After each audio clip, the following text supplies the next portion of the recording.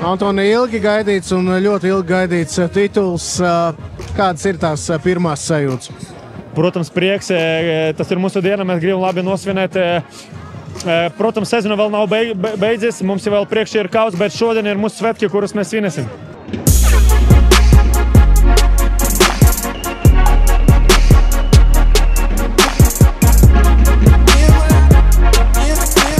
Kāds bija sajūtas laukumā, kad saprotiet, ka pietiek gan ar neizšķirt, gan, protams, ar uzvaru, vai tas kaut kādas kājas smagāks padarīja? Šodien mēs gājām uz laukumu ar domu, lai uzvarētu. Mēs pat nedomājam par neizšķirtu. Jā, daudz kas mums šodien nesanāca, bet mēs sasniedzam mūsu pozitīvo rezultātu. Kā minimums bija neizšķirts, mēs to izdarījām, tāpēc, jā, šodien prieks mums ir.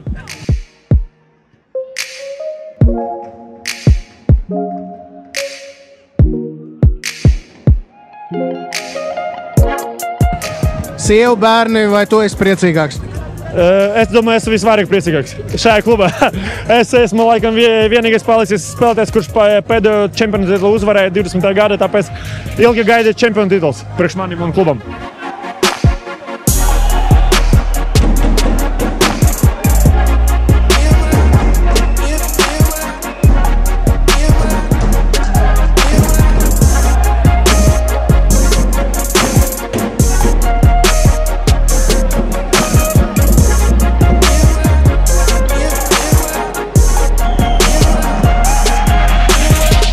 Marekis Antonijam prasīja par ģimeni, kā tev liekas, kurš ir priecīgāks, tu vai Drago?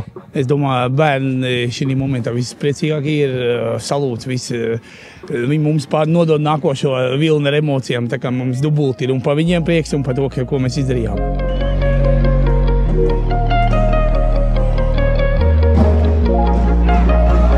Kas ir šīs komandas spēks?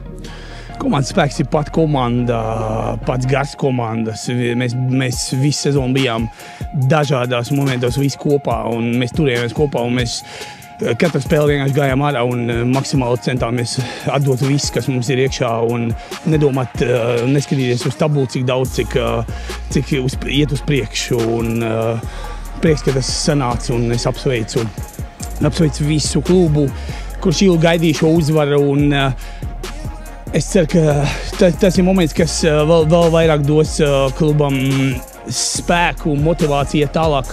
Un es ļoti ceru, pat tagad pēc šīs uzvaras jau gribās domāt par kausa finālu, kur arī ļoti gribētos uzvarēt.